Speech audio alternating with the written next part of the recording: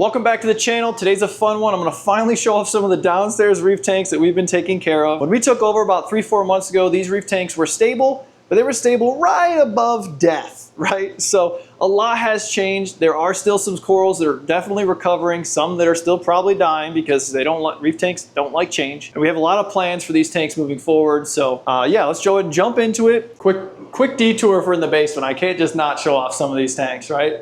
So these are all freshwater tanks. We're gonna do a quick walk into the reefs.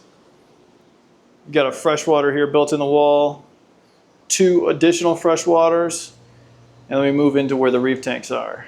Looking stunning. Reef tank 1, reef tank 2. Just a quick peek. We've got another fresh here, and a Fowler salt only tank over here. And on the back side of that reef is another freshwater. And for the future, another reef that's going to be shown here in a future video. So if you're liking this kind of content, please subscribe to the YouTube channel. I'm loving it, having a blast talking about them. So jumping into it. I'm going to go ahead and start with this tank. So like I mentioned, we've been doing a lot to these tanks to get them into the range that we want them to be at. This tank was actually running at a phosphate level of 1.5. And I'm not misspeaking when I say that, not 0.15 or something, 1.5. Which is 50 times higher. So since we've been working to bring that down, we've done that slowly over the course of a few months now. We're still seeing some issues with some corals that just are not happy with the amount of change that's happened.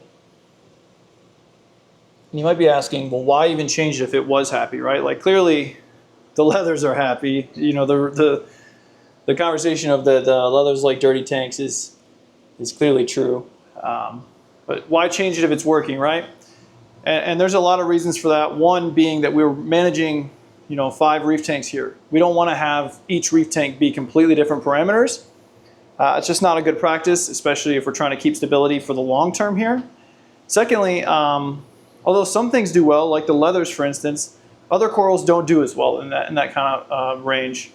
And then on top of that, if I want to bring another coral from, say, like a frag show or from my own reef tank, runs at 0.03 phosphates. I don't want to bring a coral from there to here. It's going to have, a shock. That's not stability at all. So really getting these back to where they need to be for what the average reef tank should be is really been a challenge, and we're nearly there. Some of what I'm talking about would be like right here, this plate, as well as the Superman, which has actually started to make a little bit of a return. You see a Astera starfish there, which is funny. People a lot of times think that those are eating your corals. They're not eating your corals. What he is eating is the algae that's on the coral, right? Your coral's already dying by the time these guys come and take over, even though Harlequin shrimp are sweet, and I do recommend getting some. Nice candy cane back here doing great. We did have to do a rescape on this tank as well, to get a few fish out that were nipping at corals for bad decisions on putting them in before our time. I love this guy, he looks so cool. And this torch, I actually have the same torch in my tank. I'm a big believer now that torches really love high nutrients, because this guy is just thriving in my tank. It's doing well, but it's never looking quite as good as that. All right, moving on, we got couple button scullies here that are doing great. I just did a whole Aptasia removal from this tank. They were all infested with Aptasia. I'll show you a little clip of that if I have one. Couple acro pieces here in the back. A stubby finger. This came from Mike's tank. It's actually in my tank as well now. And I believe we have a piece of this in 1,000. Blue Oregon tort back here. Couple more acro pieces here. Tank's doing really well now. It's come a long way. We had to do a full rescape just to get some fish out. We weren't able to do everything we wanted because there was most of those corals, as you see, are kind of already encrusting on the rock. So we had to do our best to consider that and kind of keep the image that was there, because it did look good. We're going to be adding 2 MP40s to this tank here in the very near future, hoping to do a lot better flow for the acros and such, but still manage to keep this torch looking as good as this. If you're ever curious, what does good flow on a torch look like? This is it. This tank, however, I'm thinking about leaning into the full softy leather tank because these guys just look super good and I don't want to move them and I don't want to take away from them. So what I'm thinking is pull the rock scape back away from the wall a little bit, add GSP over the whole rest of the back wall, GSP wall it out just like my personal tank, and then move out some of these corals, like say this Christmas tree coral and such.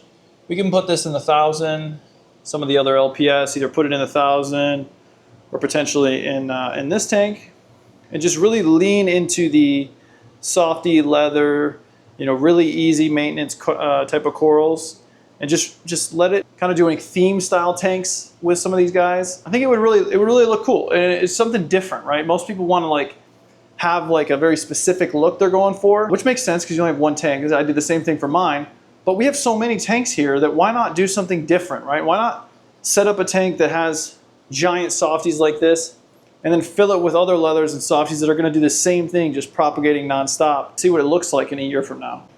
All right, so before we go, I figured I might as well give the tank a little feed. See if maybe some of the fish will show up for us. This tank actually has 3 yellow tangs, a fox face, and 2 sail fins. So it's a bit heavily stocked for what's going on in here, but when things get a little too big, before the tank police come and get us, I think we can go ahead and move those up to the 1,000. So not too much of a concern there.